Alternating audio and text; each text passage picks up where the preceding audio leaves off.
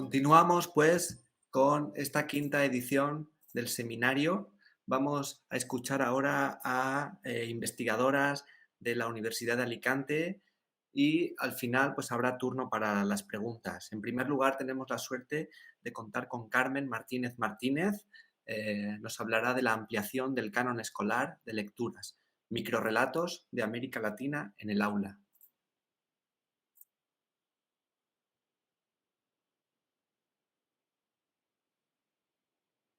Buenos días, soy Carmen Martínez y antes de comenzar me gustaría agradecer al Centro Benedetti y a la organización del seminario por la invitación a participar en él. Bien, los objetivos que se presentan con esta propuesta de innovación es enriquecer el corpus y el intertexto lector del profesorado en formación sobre textos de Hispanoamérica, para luego practicar y reconocer las diferentes relaciones intertextuales que se encuentran en estos textos, para luego también ampliar esas perspectivas y el desarrollo de la empatía. Por otro lado, tenemos la implementación de los recursos educativos abiertos para acercarlos al profesorado de información, que los conozcan y que luego los puedan implementar en sus propias aulas.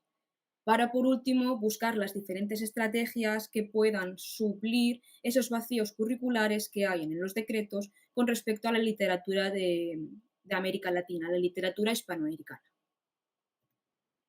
Como bien hemos podido ver a lo largo de todo el seminario, la literatura se ha abierto camino en nuestras aulas, influyendo a su vez en la construcción del lector, que es un proceso largo y complejo y que necesita la constante atención de la persona encargada de acercar la literatura al alumnado. Y claro, las bibliotecas toman un papel fundamental en ese proceso. Y nos preguntamos, ¿qué podemos incluir en esas bibliotecas? Sobre todo en la de aula, que es la que nos pilla más cerca. Pues bien, una de las respuestas es el acceso al canon de lecturas, al canon escolar de lecturas, que es un listado ofrecido por las instituciones educativas con una selección de determinadas obras. El problema viene cuando ese listado ofrece una categorización. Todas las obras que no estén dentro de él son como de una segunda categoría. Por suerte y por fortuna, la sociedad está viendo la literatura como un valor cultural, como se puede ya comprobar en los diferentes currículums nuevos de educación primaria, que la multiculturalidad, la pluriculturalidad son la base esencial de estos contenidos. Y es en la formación docente, a lo largo de esos 4 años del grado, donde se pueden dar las herramientas para acercar la lectura al alumnado. ¿A través de qué?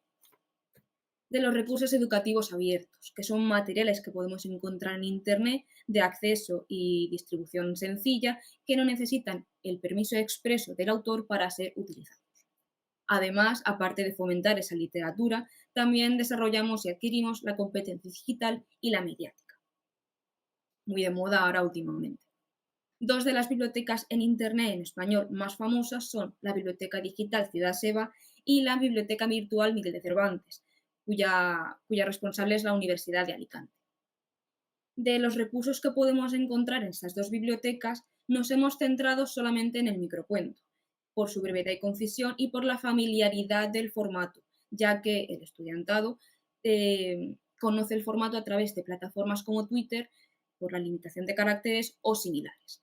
Además, nos permiten reescribir y reintroducir textos de manera mucho más acotada y sencilla, trabajando en la expresión escrita. Esta propuesta innovativa estaría enfocada al cuarto curso de grado de educación primaria y los instrumentos que se utilizarían serían tanto la biblioteca digital Ciudad Seva, como hemos mencionado anteriormente, como la biblioteca virtual Miguel de Cervantes. El procedimiento estaría dividido en dos fases, una primera también dividida a su vez en dos partes, que sería la de tertulias dialógicas.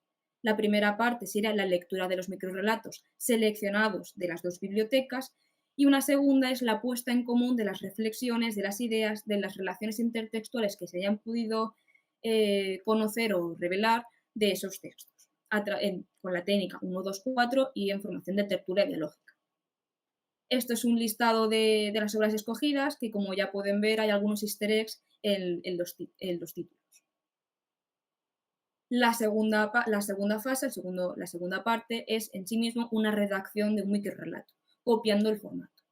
Sería una longitud de alrededor de 100 palabras y, para añadir más dificultad, tendrían que incorporar 2 referencias de literatura infantil hispanoamericana. Para ello deberían entrar sobre todo a la biblioteca Miguel de Cervantes, donde hay una carpeta en específico de este tipo de literatura. Y la segunda parte, ya para finalizar el procedimiento, sería la entrega del microrrelato, además de la lectura teatralizada en el aula. Es un estudio todavía que está en marcha, pero sí que podemos concluir que la escuela es la encargada de ensanchar esas fronteras, tanto políticas como literarias, como el cambio de perspectiva. ¿Y cómo hacerlo? A través de los REA, que nos ofrecen infinidad de posibilidades de trabajar a través de las tecnologías, de la información y la comunicación sin salir de la propia aula. Y por último, el microrrelato, con su sencillez, brevedad y recogimiento, nos permite trabajar tanto vocabulario como gramática, la expresión oral o la concisión de las palabras, para evitar escribir de más en aquellos documentos oficiales que tendremos que escribir en un futuro. Y ya para finalizar esta exposición, me gustaría dejaros con esta cita de Gabriela Montes, que señala específicamente todo lo que he ido hablando a lo largo de toda la exposición. La educación, en un sentido más generoso que la mera enseñanza, puede contribuir considerablemente al angostamiento o ensanchamiento de este territorio necesario. Es ahí donde está la literatura. Ahí se abre la frontera endómita de las palabras. Y eso ha sido todo. Muchísimas gracias por vuestra atención.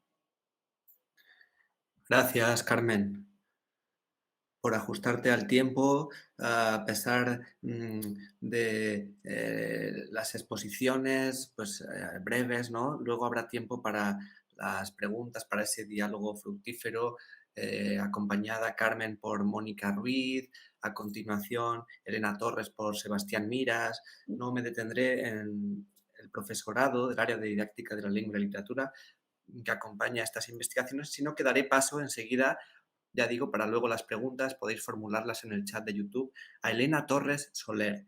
Nos va a hablar de Maldita Alejandra y la narración gráfica, una propuesta didáctica. Adelante, Elena. Sí, gracias. Hola a todos. Voy a ir presentando.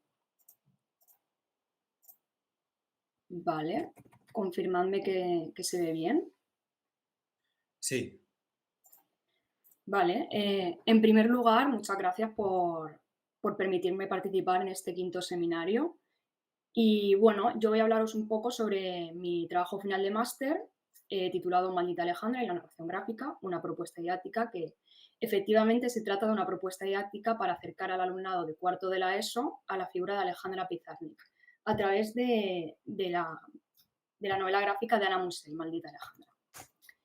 Bueno, este es el índice que realicé yo para ver qué puntos voy a tratar en esta exposición y como veis, en primer lugar, explicaré los motivos que me llevaron a desarrollar este trabajo, después hablaré brevemente sobre la enseñanza literaria en la ESO en la actualidad en España, ya me centraré en Maldita Alejandra y la narración gráfica, explicaré la propuesta didáctica y finalmente daré unas breves conclusiones. Bien, el motivo principal que me llevó a realizar este trabajo es la escasísima profundización que hay en el temario español de la literatura hispanoamericana, sobre todo en la ESO. Porque si revisamos los temarios se dedican muy pocas páginas a los autores hispanoamericanos y si esto es así, cabe imaginar el espacio que se le da a las mujeres hispanoamericanas escritoras, es prácticamente nulo. Y bueno, como he dicho, es una propuesta para cuarto de la ESO porque considero que es un curso con la madurez necesaria para entender, con nuestra ayuda, por supuesto, la poesía de Alejandra Pizarnik. Bien, en cuanto a la enseñanza literaria en la ESO, no es ningún secreto para nadie que los alumnos y las alumnas no comprenden lo que leen, no entienden los textos literarios, no se les enseña a entenderlos, sino que memorizan una serie de títulos, de autores, incluso de influencias y las vuelcan en un examen, pero no saben lo que están leyendo. Y para cambiar esto, considero que el camino es una enseñanza innovadora y lúdica que llame al alumnado a disfrutar de la literatura, que ellos aprendan que leer no es una obligación, debería ser un placer. Bien, por ello se están creando nuevos métodos de enseñanza con resultados positivos. Y esto nos lleva a Maldita Alejandra, de Ana Musell, que no solo es una novela gráfica, sino que a priori parece ser una biografía gráfica sobre Alejandra Pizarnik. Sin embargo, cuando empezamos a leerla, descubrimos que en realidad se trata de una autobiografía de la autora, de Anna Mussel, ya que ésta nos va comentando su historia mientras la acompaña contándonos la de Alejandra Pizarnik, mientras nos va mostrando fragmentos de su poesía. En mi opinión, se pueden tratar de las dos cosas, tanto una biografía como una autobiografía, no son incompatibles y, además de esto, pues evidentemente también se trata de una narración gráfica. Lo que tenemos que saber de este género es que las ilustraciones muchas veces nos ayudan a entender lo que las palabras a veces no son capaces de decir. Por lo tanto, el texto y la imagen se complementan. Siempre es un punto positivo la imagen. Además, no hay edad para disfrutar de una novela gráfica, no importa si eres un niño, un adolescente, un adulto, siempre podemos aprender de ellas. Y además es una herramienta bastante útil a la hora de presentar al alumnado personajes literarios o incluso autores, en este caso, pues Alejandra Pizarnik. Bien, entrando ya en la propuesta didáctica, yo he dividido las actividades en antes, durante y después de la lectura.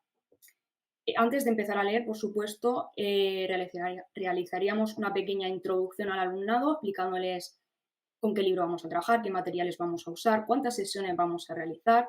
No les dejaríamos ninguna duda para que ellos en todo momento se sientan acompañados y no estén perdidos.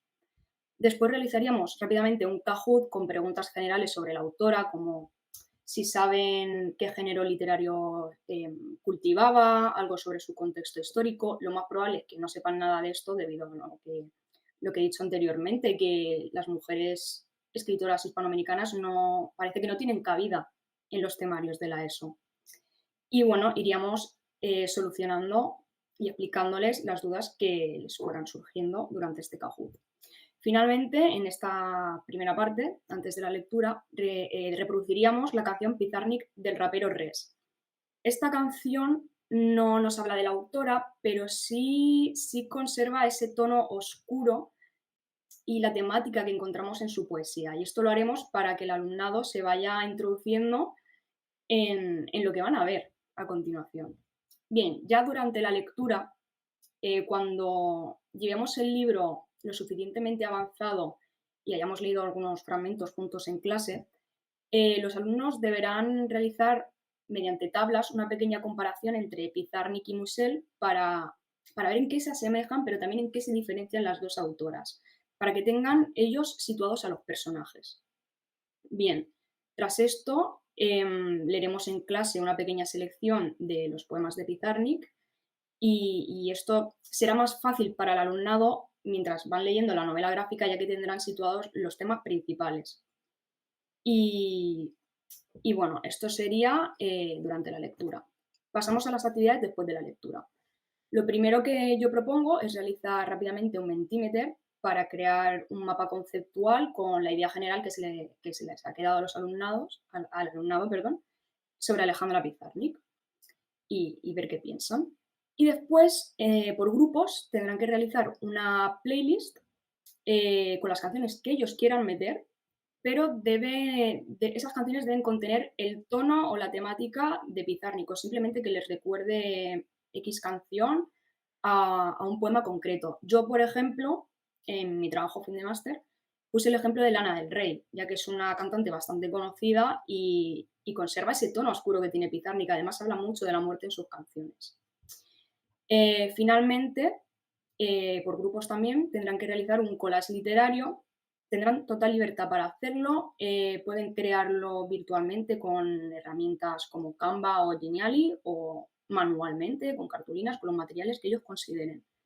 Y pues este collage deberá contener pues el tono de Pizarnik. Pueden introducir fragmentos de la poesía de la autora, imágenes, elementos que les recuerden a ellas, como por ejemplo los espejos. Tendrán total libertad.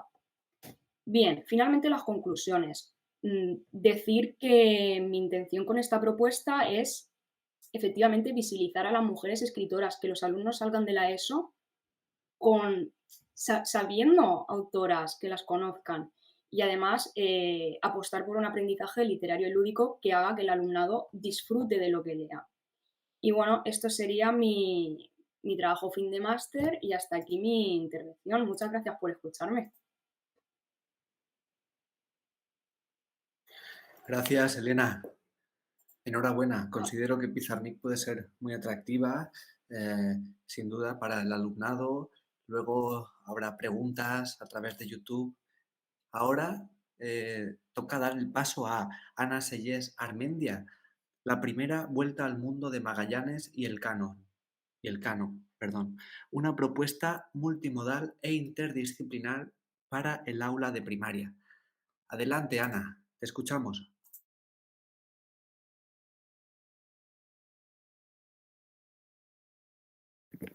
Hola, buenos días.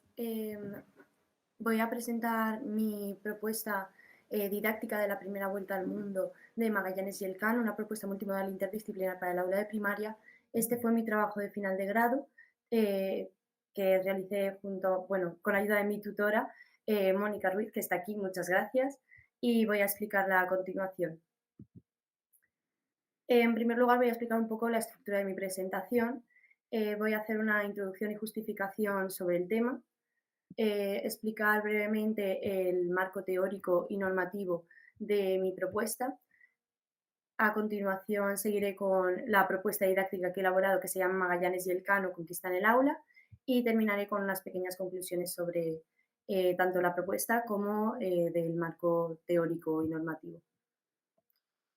En primer lugar, lo primero que yo me pregunté al buscar un objetivo para mi TFG fue qué era aquello que yo veía en el aula que actualmente no se enseñaba como se debía enseñar o no se le daba la visibilización que se le debía dar.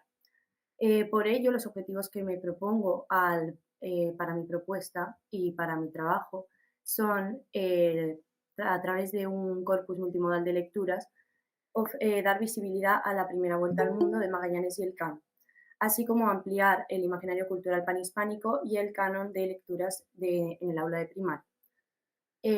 Con ello también busco aplicar la multimodalidad para desarrollar las diferentes competencias que defiende la nueva LOMLOE, la nueva ley educativa. Mi intención con todo ello es ofrecer una educación literaria transcultural como defiende la nueva ley educativa.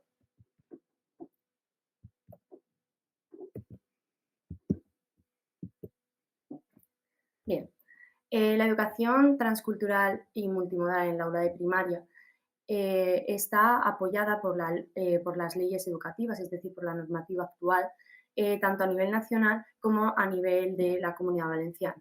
A nivel nacional, por la Ley Orgánica 3/2020 y por el Real Decreto 157/2022, y en la Comunidad Valenciana por el Decreto 106/2022.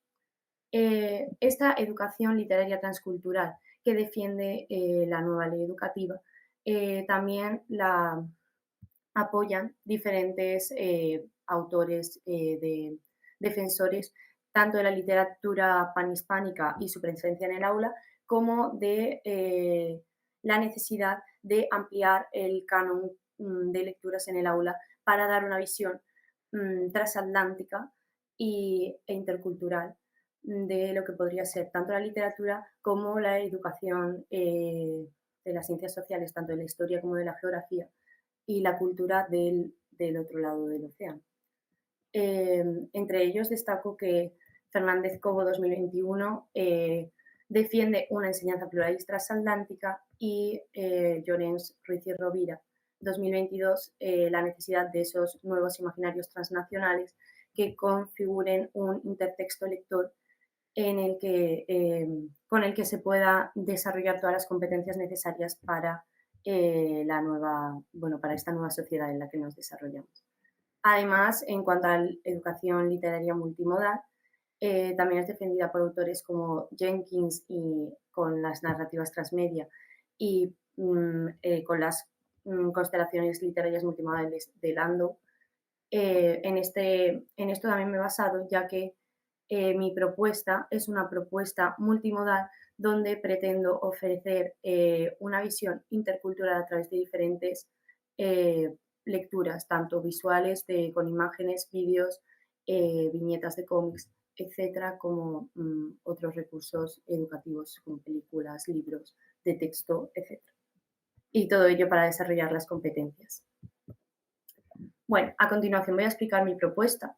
Mi propuesta se llama Magallanes y Elcano conquistan el aula. Esta propuesta parte de la intención de enseñar la primera vuelta al mundo y la cultura que rodea todo este hecho histórico. Para ello lo he dirigido a quinto de primaria, que en concreto se encuentra en el periodo de operaciones concretas que según Piaget, 1982, y esta propuesta está adecuada para atender a los diferentes niveles de aprendizaje del aula y a aquellos que necesitan apoyo educativo.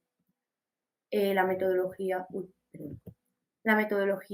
que se llevará, con la que se desarrollará la propuesta es multimodal, interdisciplinar, gamificada y de aprendizaje cooperativo.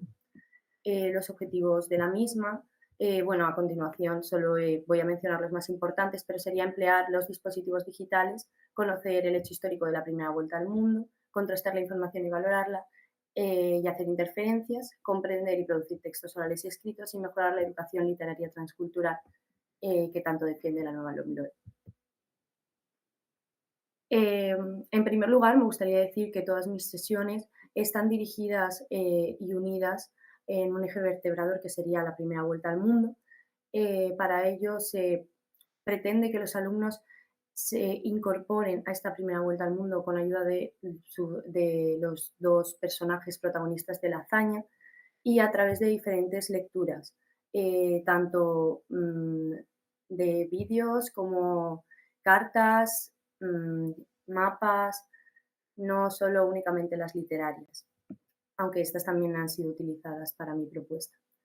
La primera sesión sería una sesión de presentación, iniciación a este nuevo viaje. En ella los alumnos se moverán por el aula respondiendo diferentes preguntas a modo de juego de búsqueda de pistas sobre esta hazaña de la primera vuelta al mundo. Para ello se utilizarán las nuevas las preguntas tendrán que ser, las preguntas que se realizarán tendrán que ser contestadas a través de la información obtenida de vídeos que se encuentran en los QRs y a medida que vayan avanzando por la clase y por las preguntas llegarán a una QR final en el que se encontrará la carta de Magallanes. Las sesiones 2 y 3 estarán dirigidas a dos actividades. En concreto voy a explicar la más importante, que sería en la cual pretendo que el alumnado comprenda la visión de la época, porque obviamente no se veía el mundo igual antes del descubrimiento de América que después, y al ver que también existía una conexión entre las Américas y, entre América y Europa, o lo que podía ser Europa en aquel entonces. Para ello he preparado esta actividad que sería, que consistiría en calcar los mapas en papel de acetato y comparar cómo ha cambiado la visión de la época a través de los mapas. Las sesiones 4 y 5 estarán destinadas a la visualización de una película de dibujos, una película de dibujos animados de la primera vuelta al mundo y al análisis de esta película a través de diferentes actividades que preparan. Entre ellas, el seguimiento de la ruta que Magallanes y Elcano realizan durante la película.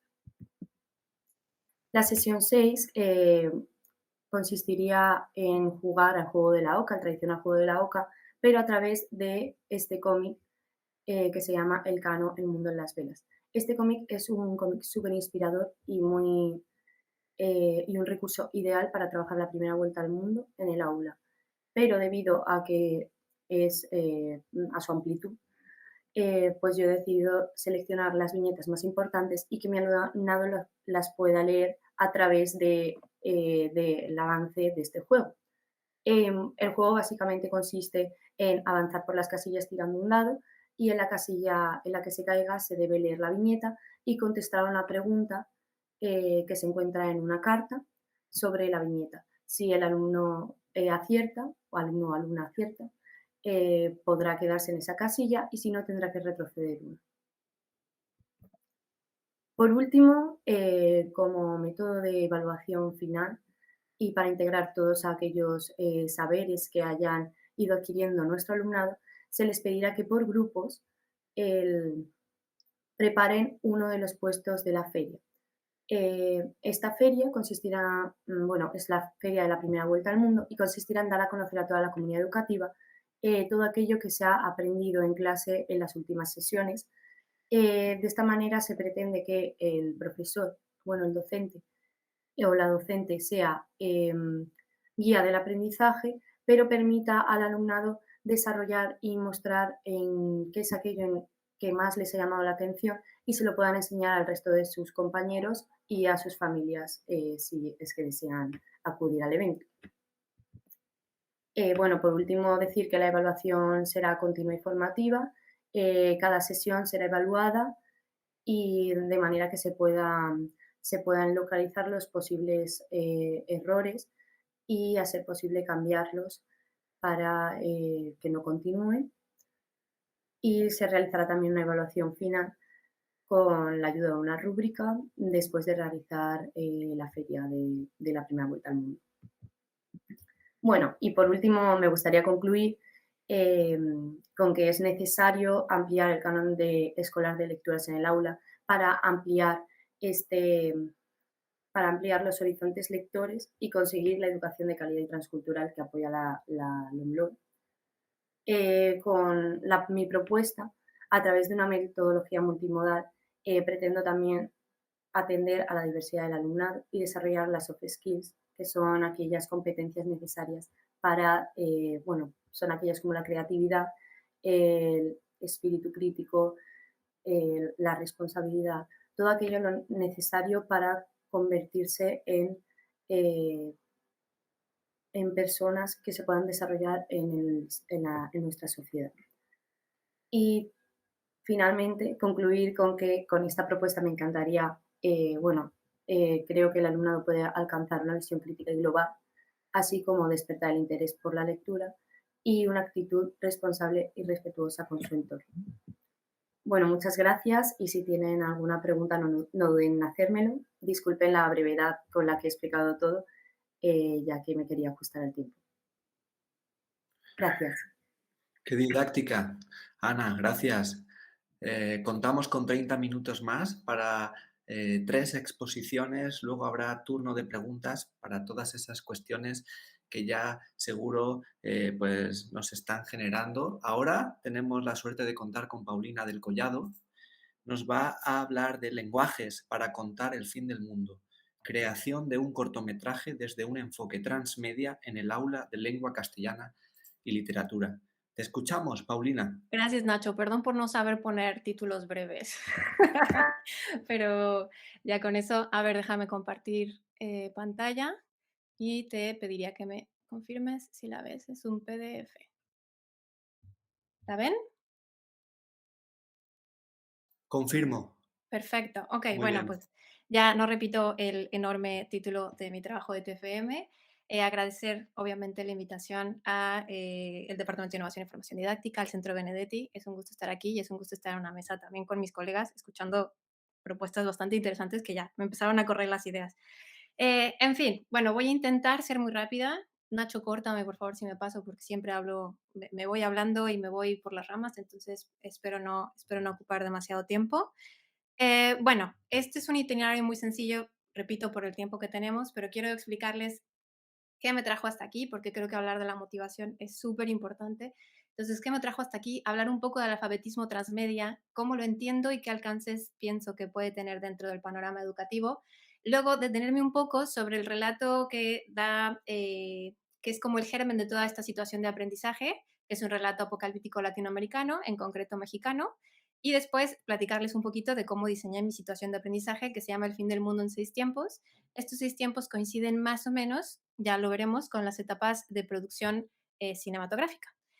Primero, ¿qué me trajo hasta aquí? La motivación, que creo que es fundamental para entenderlo. Yo tengo dos grandes amores. Tengo una formación como filóloga y una formación como guionista de cine y televisión. Entonces, para mí, he aprendido mucho de cine leyendo, y de literatura viendo cine, ¿no?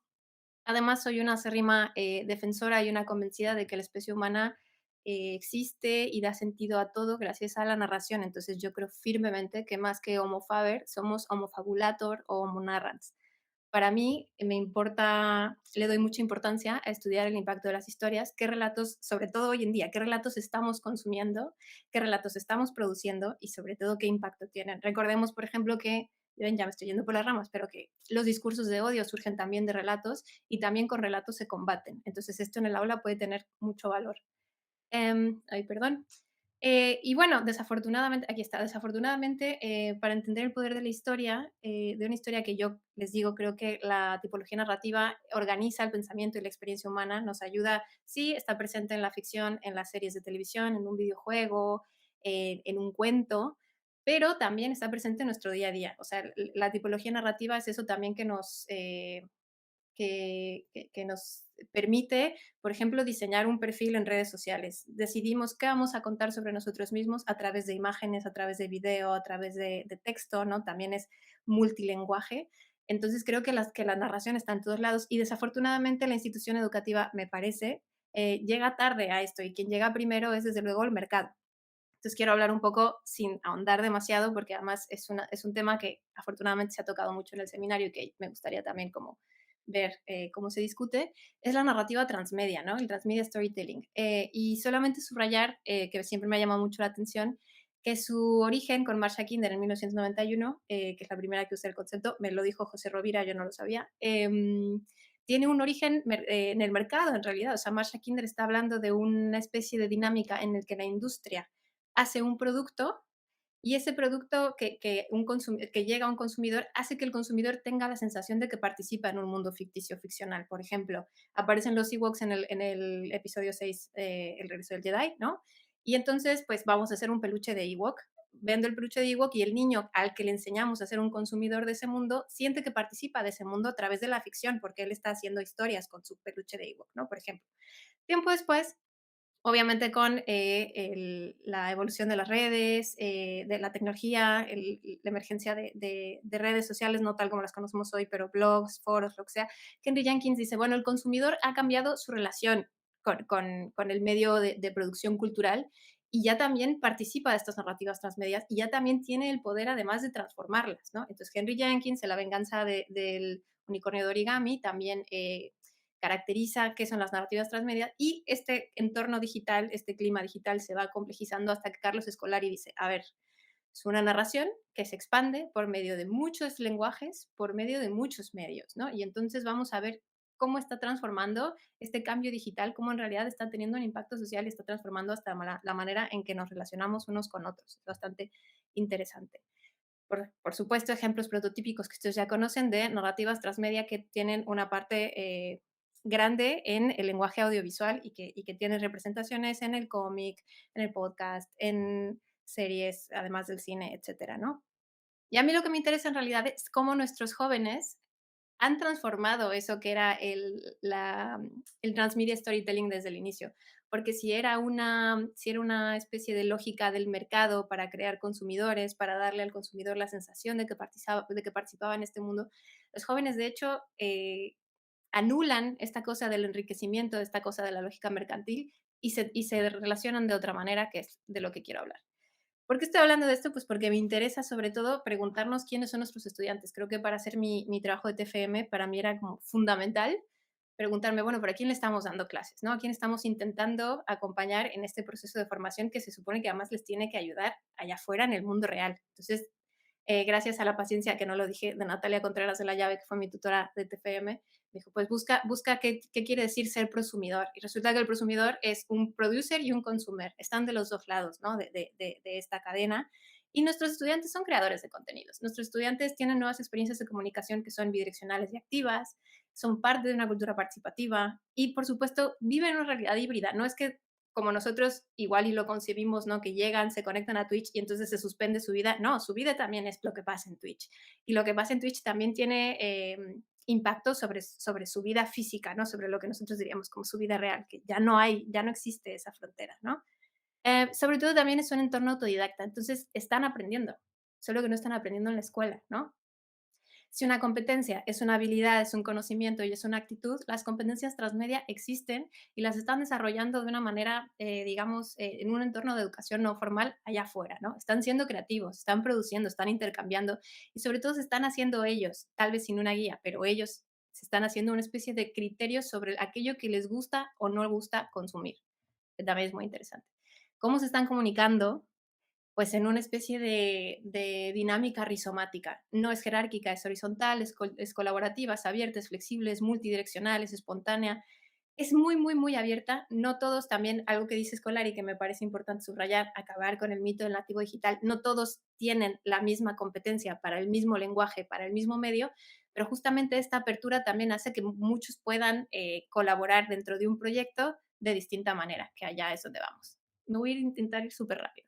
Bueno, ya luego, si quieren, también les paso la presentación, pero básicamente el alfabetismo transmedia, lo que me interesa subrayar de cómo lo define Scolari es esto, ¿no? Valores, sensibilidades y estrategias de aprendizaje. Se están haciendo estrategias de aprendizaje. Entonces, si se está aprendiendo tanto afuera, si además lo que están aprendiendo afuera nos da la sensación de que les está sirviendo más en el mundo real, ¿no? Para conseguir trabajo, para desarrollarse, para formar parte de la sociedad, que lo que de hecho están viendo dentro de un entorno escolarizado, ¿qué podemos ofrecer nosotros como educadores en el siglo XXI? Y lo que dice Alba Ambrós, que es una estudiosa de la narrativa transmedia, sobre todo del impacto que el cine puede tener en la educación, es estamos en una realidad transmedia sin mediador. Entonces ahí podemos intervenir nosotros y de hecho es un campo que me parece bastante amplio y estimulante ver qué podemos hacer como educadores. Nosotros somos los traductores culturales de esta situación. Sí están ellos interactuando con un entorno tan abierto, tan cambiante, tan flexible, nosotros podemos dar un poco de causa a eso y un poco de sistematización. Ellos pueden conocer un proceso, quiero decir, ellos pueden saber muy bien, por ejemplo, cómo editar un video en TikTok, súper bien, pero probablemente lo que va con la reflexión y la mirada crítica hacia ese contenido que están haciendo, hacia cómo ese contenido va a impactar en la sociedad, hacia desde dónde lo están diciendo, si están transmitiendo algún prejuicio, si está, etcétera. Eso es un proceso que sí se puede dar desde la educación formal y creo que es una oportunidad para todos nosotros. Dos ventajas que me parece que puede tener la educación transmedia, la implicación y desde luego acompañar un proceso desde la escritura hasta la producción multimodal. Ya voy súper apretada de tiempo, pero bueno. Secuencia didáctica. El fin del mundo a 6 tiempos, lo que les estaba diciendo. Primero, decir que mi relato germinal, que se llama Contemplación de Alberto Chimal, es un relato que se adscribiría de alguna manera en el género de la ficción especulativa, sobre todo en aquella que analiza el fin del mundo. Para mí es, primero, súper importante incluir un relato de la literatura latinoamericana, perdón, porque, como ya lo hemos dicho muchas veces aquí, está absolutamente ignorada desde los currículos educativos españoles y, como bien diría Cortázar, un puente no se sostiene de un solo lado, ¿no? O sea, si nosotros estamos viendo, nosotros los latinos estamos viendo hacia acá, ¿por qué no estamos siendo vistos? Sobre todo si se puede dar un diálogo y un enriquecimiento cultural mutuo bastante fuerte, ¿no? Y segundo, también escojo este relato que es fantástico porque es lo suficientemente amplio para engendrar otras narrativas, otras como cápsulas de este mismo universo y entonces hacer un universo transmedia a partir de esto. Estas 6 etapas que les digo, este fin del mundo a 6 tiempos que diseñé, tiene cada uno, se puede entender como módulos, tiene cada uno un producto intermedio o un producto final, de tal manera que la evaluación siempre sea continua, siempre dé la sensación en aprendizaje basado por proyectos de que se termina y se tiene algo, y además que ese algo que se tiene permite avanzar en lo complejo que de verdad es la producción cinematográfica, porque muchas veces cuando se lleva vamos a hacer un guión, vamos a hacer un cortometraje, no sé qué, en realidad se está simplificando mucho el proceso, no se les está dando lenguaje cinematográfico, no se les está diciendo qué relación podría tener con lo literario, como el hecho narrativo es mucho más amplio que solamente en del terreno verbal, ¿no? Entonces, aquí, de alguna manera, el avance va a ser muy, muy claro. Como productos intermedios van a tener un cómic, un podcast y desde luego como producto final van a tener su cortometraje y además también, además del rodaje, la postproducción, el momento de la exhibición es crucial. Tienen que hacer una exhibición abierta, tienen que ver el resultado de su trabajo y sobre todo hay muchísimos concursos de cine para estudiantes en los que se puede, como parte de esta motivación, se podría invitar a los estudiantes a participar.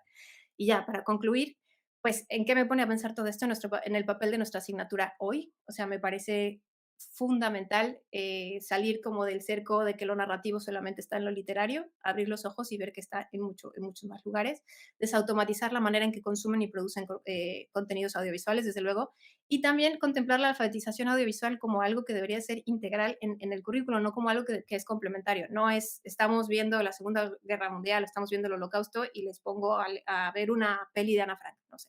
Eso no es educación audiovisual, eso es una especie de complementariedad incompleta. Y sobre todo lo que más me emocionaría de esto, perdón, ya me pasé un minuto, es la posibilidad de darles a nuestros estudiantes la capacidad de adueñarse de nuestras propias historias, ¿no? De ser los narratólogos que el siglo XXI necesita. Y ya, hasta ahí. Muchas gracias. Gracias, Paulina. Muchísimos datos que enseguida podremos desarrollar en el diálogo. Ahora, también interesantísima, tiene muy buena pinta esta comunicación de Lidia Martí Barchín, Malinche Transmedia, una propuesta didáctica para el aula de literatura. Pues muchas gracias, Nacho. Voy a compartir pantalla. Sí se ve, ¿verdad? Bueno, pues Sí, se ve. vale, pues antes de comenzar quería agradecer a la organización del evento, a Mónica, Sebastián, a Ramón y por supuesto también a Ignacio Ballester y José Rovira por la invitación para participar en este quinto seminario internacional de literatura hispanoamericana en el aula. La comunicación pues, que les presento es una propuesta didáctica que derivó del máster de formación del profesorado. Es una propuesta para primero de bachillerato, para el aula de literatura universal. Creo que no es necesario insistir en este seminario en la necesidad de llevar la literatura y la historia hispanoamericanas a las aulas, de todas las nacionalidades, pero también de las españolas, en las que pues, tan olvidada ha estado. Y creo que estamos todos de acuerdo, quienes estamos en este seminario, en la casi obligación moral de los docentes de crear la necesidad de nuestros alumnos por conocer y valorar el mundo que les rodea de forma crítica. Por tanto, pues voy a centrarme en esta propuesta en la que el objetivo principal es el estudio del realismo mágico a través de la escritura de mujeres, el conocimiento de un personaje de la historia mexicana que es Malinche y también el uso de las TIC y las narrativas transmedia pues que ya han salido a lo largo de esta jornada. El marco teórico que sustenta esta investigación, como digo, es la coeducación y las narrativas transmedia. No me voy a extender mucho. Creo que es innegable la necesidad que tenemos de coeducar al alumnado en la sociedad en la que vivimos y para ello la literatura pues, supone un arma fundamental para transmitir valores como la igualdad. En cuanto a las narrativas transmedia, ya se ha dicho, Henry Jenkins las definió como elementos de una ficción narrativa que aparecen en diversos canales. Generalmente pues, pertenecen al mismo universo narrativo, pero las referencias culturales permiten ese salto entre medios o soportes distintos. Me interesa aquí rescatar pues, algunos elementos que Scolari señaló como narrativas transmedia, como la animación, el audio, el cine, cómic, juegos, libros, teatro, televisión, videojuegos, solamente pues, para darnos cuenta de que los alumnos, aunque muchas veces no son conscientes, son usuarios de esas narrativas transmedia y, como decía también Paulina en la sesión anterior, pues también son productores. Bueno, pues creo que estos dos intereses de coeducar al alumnado y de incluir las narrativas transmedia, pues los podemos conseguir también con la inclusión del realismo mágico y con el personaje de la Malinche. Nos interesa del realismo mágico la opinión de Miguel Ángel Asturias y también de otros autores que ven en América Latina mitos, leyendas e imágenes de civilizaciones prehispánicas que impregnan a los habitantes y a los escritores de estas tierras. Nos interesaría entonces el realismo mágico en cuanto a búsqueda de la maravilla en esos mitos y leyendas, algo que bueno, pues hace que muchos argumentos de las obras contengan elementos prehispánicos y coloniales, que me parece fundamental referirnos a ellos y que su pertinencia ya la ha señalado en la conferencia plenaria la profesora Ruiz Domínguez. Por su parte, Malinche es un personaje que se ubica entre el plano histórico y mítico por la significación que le ha sido atribuida a lo largo de la historia. Fue un personaje fundamental en la expedición cortesiana en México porque actuó como traductora e intérprete, pero pues muchas veces la historia la ha reducido a la simple amante de Hernán Cortés. Sin embargo, en las últimas décadas pues vemos una mayor visibilización del personaje en la que se destaca su labor como pieza clave en la conquista de México Tenochtitlan. Por tanto, los materiales que he seleccionado para esta propuesta pues son por un lado multimodales y luego también pues se centran en ese mito que se ha creado en torno a la figura de Malinche. Creo que es necesario que los materiales sean proporcionados por los docentes por si algunos pues, no fuese de acceso libre. Como lectura principal para el aula de literatura he seleccionado La culpa es de los tlaxcaltecas, es un relato de Elena Garro. La autora aquí introduce en tiempo presente algunos datos que tienen que ver con ese encuentro entre México y España. La protagonista, Laura Aldama, encarna ese mito que se ha creado en torno a Malinche, un mito que Elena Garro revisa y que trata de subvertir, quitándole pues, parte de la culpa que la historia ha vertido sobre ella. Un relato que me planteo complementar con otros materiales como el poema Malinche de la poeta mexicana Rosario Castellanos, también con imágenes de la novela gráfica El sueño de Malinche de Gonzalo Suárez y Pablo Auladell, con fragmentos también de la historia de los indios de Nueva España, Islas de Tierra Firme, de Fray Diego Durán, porque bueno, considero que es una buena opción también de que los alumnos, pues en el nivel que están, conozcan este tipo de la crónica de Indias, ¿no? Este tipo de relatos que se asocian a la crónica y que también sepan pues, cómo eran esos códices que se escribían en el siglo XVI. También apoyaremos con la canción Malinche de la cantautora mexicana también Lila Downs y con el primer episodio o fragmentos del mismo de la serie Hernán, que se titula Marina y que gira en torno a este personaje. Esta serie se estrenó en 2019 en Amazon Prime y bueno, me interesa porque el guión fue el resultado de un estudio de fuentes primarias como códices, cartas de relación y también el Instituto Nacional de Antropología e Historia colaboró para que la trama fuera lo más veraz posible. Por lo tanto, pues creo que es un buen material para poder acercarnos. Ahora bien, estos son los materiales que yo he seleccionado, aunque bueno, pues soy consciente de que en los últimos años pues han salido también nuevas publicaciones como la novela gráfica Soy la Malinche de Alicia Jaraba Bellán, de la que ya se habló en el pasado seminario. Siguiendo estos materiales, pues he propuesto unas actividades que se basan en metodologías como el trabajo colaborativo, el aprendizaje por tareas y la concepción del aula de literatura como un espacio para la reflexión y el debate. Estarían secuenciadas en 8 sesiones, de las que les he dejado un posible cronograma en pantalla y me gustaría seleccionar algunas. Encontramos actividades pues, que suponen una toma de contacto con el tema, por ejemplo, pues ofrecerles a los alumnos definiciones sobre ese realismo mágico para que ellos puedan inferir qué van a encontrar en los relatos, para que vean pues, qué es lo que los autores consideran mágicos, por qué América Latina se considera mágica por sí misma. También planteamos la creación de infografías sobre los principales autores del realismo mágico para que puedan reflexionar también sobre la presencia o ausencia de la autoría femenina. Planteo también pues, actividades un poco más tradicionales, como el análisis de los fragmentos de ese relato seleccionado, también la realización de un booktube, para lo que se aportarían algunos ejemplos. La idea es que este booktube recoja los conocimientos previos del alumno, el momento en el que se acercan al relato, en el que no conocen a Malinche y que quizás pues, el cuento les puede resultar un poco confuso. Y lo ideal sería que luego pudieran revisarlo y que pudieran ser conscientes de cómo ha sido ese proceso de aprendizaje. También planteo la inclusión de todos los materiales multimodales que mencionaba, pero me voy a centrar un poco más en esta novela gráfica, en El sueño de Malinche, concretamente en el capítulo 3 y 4. Vemos aquí unas imágenes de ese capítulo 3 a la izquierda, pues que después del el nacimiento o creación más bien de Malinche, está a la derecha, acepta su destino. Y en el capítulo 4, como ven en pantalla, a la izquierda, Malinche se presenta como el sustento del capitán Cortés y a la derecha vemos como dice, estamos los dos en el mismo sueño, de alguna manera estableciéndose en el mismo plano que Cortés y quizá pues tomando la voz que la historia le ha negado. También planteo algunas actividades, como la que ven en la diapositiva, para reflexionar sobre esa visión reivindicativa de Malinche que ofrecen los materiales que les proporcionamos y que la comparen con la visión negativa que otros autores han vertido sobre Malinche, como por ejemplo la de Octavio Paz. Y he seleccionado a Paz porque él fue quien estableció a Malinche como la chingada de México. Estoy segura de que los alumnos de estas edades, de 16, 17 años, por redes sociales, por series, películas a las que tienen acceso, han oído el insulto mexicano hijo de la chingada. Entonces, bueno, pues vamos a aprovechar ese conocimiento previo, quién es la chingada, por qué Octavio Paz estableció a Malinche de este modo y cuál es la diferencia entre esta opinión de Octavio Paz con los materiales que hemos estado trabajando. Cerraría estas actividades con la explicación del trabajo final, que sería una biografía multimodal, enseñando algunos ejemplos, como el vídeo que están viendo en pantalla, que es el que realicé para el TFM.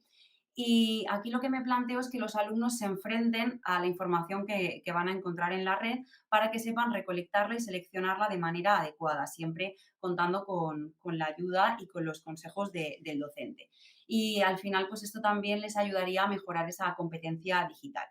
Lo ideal, claro, es que las actividades pues tengan un sentido y que puedan cumplir con esas situaciones de aprendizaje que propone la LOMLOE, y así toda la propuesta se convertiría en una recuperación de un personaje femenino mexicano silenciado y a veces malinterpretado por la historia. Sería, bueno, pues muy pertinente que los alumnos del Aula de Literatura Universal pues dieran a conocer estos resultados finales de la biografía multimodal al resto de compañeros de curso como mínimo, no sé, pues quizá con la conmemoración del Día de la Mujer el 8 de marzo, aunque sabemos que esto es una propuesta y deberíamos contar con el apoyo de otros profesores y, bueno, pues ni qué decir tiene las posibilidades que tendría de hacerse un proyecto interdisciplinar más amplio que contara con la ayuda del área de historia. Y ya para finalizar, pues quería destacar que esta propuesta se realizó con la voluntad de ampliar el bagaje literario y cultural del alumnado, incidiendo en las posibilidades no solo del realismo mágico, sino de toda la literatura hispanoamericana. Y creo que el enfoque interdisciplinar y multimodal de la asignatura permite acercar a los alumnos a nuevos modelos de lectura que mejoren sus competencias y todo ello con la voluntad de que el aprendizaje pues, sea lo más significativo posible. Y bueno, pues hasta aquí mi propuesta y bueno, pues muchas gracias y si tienen alguna pregunta, pues estaré encantada de escucharla. Gracias, Lidia. Interesantísimas todas las obras que has mencionado. Ojalá podamos hablar de ellas en algún momento porque es sumamente interesante todo lo que están investigando aquí en la Universidad de Alicante. Ahora, como colofón, tenemos a Carolina Loureiro. Hablará de la recuperación multimodal del mito andino de la yacana. Carolina, gracias. Buenos días, buenas tardes. Bueno, muchas gracias al Centro de Estudios Literarios Mario Benedetti y a la Universidad de Alicante por el espacio para participar en este seminario. No tengo una presentación, me voy a limitar a leer un texto que sintetiza la experiencia de realización del trabajo final que realicé para obtener el máster de Literatura Infantil y Promoción de la Lectura en la Universidad de Castilla-La Mancha, trabajo que llevé adelante con la guía de José Rovira Collado como tutor. Unos años que estudio mitos andinos, especialmente de Bolivia, el país en el que vivo, con el propósito de acercarlos de distintas maneras al mundo de la literatura infantil. Y en esta ocasión la investigación se centró en el mito de Yacana, la constelación de la llama o de la madre llama, un camélido propio de la región de los Andes, con el objetivo de escribir una nueva versión para los niños y las niñas. Mientras buscaba información en la red, llegué por cuestión de algoritmos a la propuesta de Rovira Collado sobre las constelaciones multimodales y el hecho de que la Universidad Castilla-La Mancha lo designara como mi tutor me pareció y resultó una coincidencia extraordinaria y sumamente fecunda. Las constelaciones en las que cada uno de nosotros se anclaba aparentemente no tenían mucho que ver unas con las otras, pero eso justamente me pareció una oportunidad para un diálogo intercultural que se hacía muy interesante.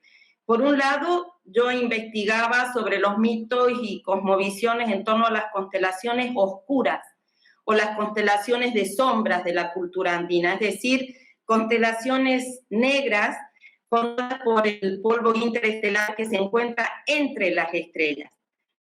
Por la propuesta de las constelaciones literarias y multimodales se basa en la concepción de las constelaciones cuyas formas se establecen a partir del nexo entre los puntos de luz o de las estrellas. La coincidencia, por un lado, de constelaciones y la oposición o diferencia de estos dos tipos realmente distintas, me supo a metáfora, ¿no? Sombra y luz, luz y sombra. En el desarrollo del trabajo, la perspectiva de las constelaciones multimodales constituyó una herramienta poderosa para establecer los vínculos interdisciplinarios sobre el mito de Yacanan. De hecho, la fotografía que fuimos trazando y que construí casi artesanalmente sobre una gran cartulina negra o cielo oscuro atravesado por lo que en la cultura andina se conoce como Mayu o río luminoso de la Vía Láctea, hizo posible que en un único mapa o representación gráfica se generaran las líneas de comunicación entre distintas versiones literarias del mito de Bolivia, Perú, Chile, norte de Argentina, pero también, y esto resultó fundamental para el trabajo, los nexos con referentes no literarios, tales como las investigaciones de distintas disciplinas que abordé, etnoastronomía, arqueología, antropología, historia, y otras narrativas transmedia, tales como vídeos, obras de artes textiles fundamentalmente, obras de cerámica, canciones, danzas, e incluso juguetes del pasado prehispánico y del tiempo presente. Toda esta estructura le dio mayor profundidad al trabajo y justificó el objetivo inicial de estudiar el mito andino para reescribir una nueva versión que se suma, como tantas otras propuestas, a la circulación de relatos que favorecen miradas e imaginarios. Ahora, ¿por qué elegí un mito andino para la realización de este trabajo final de máster? Al hablar de los procesos de transmisión cultural, Michel Petit reconoce que todas las sociedades han arrojado sobre la noche estrellada una red de palabras, de historias enmarcadas en cosmogonías que han permeado nuestra infancia. Así, dice la autora, los seres humanos de distintas culturas han imaginado constelaciones para componer el cielo, para nombrar los conjuntos que inventamos y para contar historias sobre ellos. En este sentido, creemos que conocer esas historias o esas miradas de la propia comunidad era muy importante, es muy importante para los niños y las niñas de este lugar del mundo, pero por supuesto de todos los espacios del mundo. De hecho, la lectura de mitos, leyendas y relatos de la tradición oral despierta para descubrir nuestros textos internos, para leernos a nosotros mismos, pero también para activar el deseo por lo desconocido y para reconocer otras formas de ser o de estar en el mundo. Además, la lectura de relatos míticos fortalece la competencia literaria a partir de la comprensión del lenguaje simbólico y metafórico, abriendo un gran abanico de interpretaciones. En ese camino lector, podemos entonces recorrer relatos provenientes tanto de espacios cercanos como lejanos y escuchar voces familiares. Probablemente sean las voces familiares las que en determinados momentos de la infancia conformen puentes más fáciles de cruzar hacia el mundo literario, dado el andamiaje cultural específico ligado a los sentidos labrados en la propia comunidad. Tal como sostiene Mendoza, los saberes previos y por tanto el contexto cultural textual y extratextual son clave para construir interpretaciones personales, satisfactorias y significativas que incrementan el goce por la lectura. En ese sentido, nos parecía muy importante que los niños y las niñas que habitan esta región del mundo, es decir, la región andina, pudieran ampliar el acceso a los mitos de su propia región, de su propio espacio. No para reproducir tradiciones culturales y mucho menos para inmovilizarlas, sino para generar nexos intertextuales e interculturales que favorezcan lo que Munita rescata como experiencia de la lectura, es decir, aquello que nos acontece a partir del encuentro con un texto o de la comprensión personal que alcanzamos cuando relacionamos el texto con elementos significativos, incluso afectivos, del propio contexto. Pero además el trabajo se centró en un mito andino porque queríamos destacar que aunque la atención a la diversidad cultural teóricamente es fundamental y la perspectiva intercultural está presente en las intenciones de la producción de la literatura infantil y de la educación literaria, la verdad es que la lectura de mitos y las propuestas didácticas que los trabajan en el aula se centran mayoritariamente en los relatos de las culturas greco-latina y nórdica. Creemos que, sin duda, esos relatos son importantes, ya que atraviesan el universo simbólico de la cultura occidental que se ha difundido. Pero es preciso tener en cuenta que junto a ellos perviven numerosos mitos de otras tradiciones y culturas que no son tan conocidos ni abordados ni en las bibliotecas ni en los centros culturales, al menos de esta parte del mundo, de esta Sudamérica donde yo habito.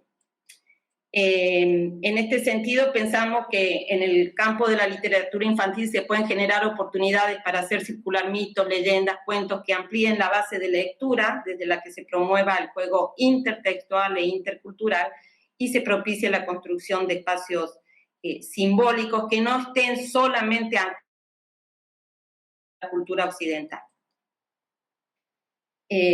Bueno, así los diversos mitos pueden renovar el canon y fortalecer aspectos de la competencia literaria no siempre tenidos en cuenta en los procesos de formación, tales como el acceso a la diversidad de voces y a las posibilidades de interacción con otros para experimentar diferentes puntos de vista, multiplicar el diálogo, afinar la sensibilidad, ampliar el imaginario.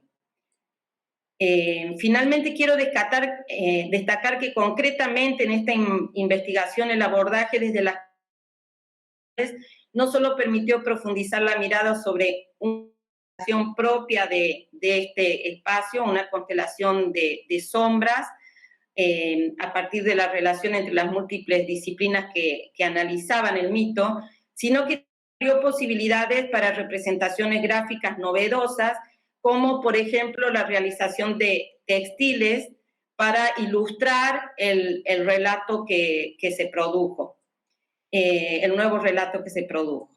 Y asimismo se fueron generando propuestas didácticas renovadoras para trabajar el mito en el aula. Por ejemplo, con un pequeño equipo de profesores se planificaron y continuamos planificando actividades concretas para que los niños y niñas hagan sus propias conexiones del mito de Yacana con otros mitos de la cosmovisión occidental, acompañen la lectura del relato con observaciones del cielo nocturno. De hecho, la figura de Yacana solo puede observarse desde el hemisferio sur, y en esto estamos trabajando con el Observatorio Astronómico de la Ciudad de La Paz para trabajar también con los niños, o realicen representaciones del mito que no solo se centren en ilustraciones, sino también niños y niñas puedan trabajar expresiones culturales ligadas a su propia realidad, como la realización de tejidos, la elaboración de piezas de cerámica,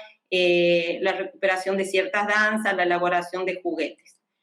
Bueno, las propuestas, ya termino, y muchas otras buscan, por supuesto, incrementar el intertexto lector, pero también el diálogo intercultural, y desde el lugar que habitamos y desde el que nos situamos, aportar a la construcción de comunidades en las que se valore positivamente la diversidad planetaria en todas sus dimensiones. Muchas gracias. Gracias, Carolina. Qué gusto. Ha sido un placer escuchar todas las comunicaciones de quienes están de quienes están realizando pues, su trabajo, lo realizaron o lo continúan, siempre en el marco del área de didáctica de la lengua y la literatura. Aquí en el Departamento de Innovación e Información Didáctica se ha conectado José Rovira. Seguramente hay muchas preguntas, está activo el chat de YouTube, pero considero que debido al tiempo podríamos continuar por ahí. Bueno, El debate, José, ¿qué opinas? No, yo opino muchas cosas. Solamente voy a presentar aquí para que se ría Paulina. No, aprovecho que está el director del aula de cómic de la Universidad de Alicante para daros la enhorabuena por todas las investigaciones. Os estábamos escuchando y simplemente contamos con vosotras, Eduard Baile. Saludos. Hola, buen día. Y simplemente que esperamos que esa parte transmedia que hemos visto de cómics, de trabajo, Maldita Alejandra, etcétera, etcétera, etcétera, pues contar con vosotros en el próximo congreso. Será simplemente. No puedo decir cuál me ha gustado más porque me romperíais el corazón entre todas, y así que, es decir, esta mesa, con el permiso de vuestros directores de TFG y TFM, los odio a vuestros directores de TFG y directoras de TFG y TFM porque me gustaría haberlo hecho con ellos, pero bueno, sí que tuve la suerte de hacerlo con Carolina y muchísimas gracias de estar aquí. Gracias, José, Eduard. No sé si alguien quiere comentar algo o ya directamente pues dar el cierre a la mesa y también invitar a la audiencia pues a la siguiente parte esta tarde a las 3:15. Doy la enhorabuena a todas. Felicidades.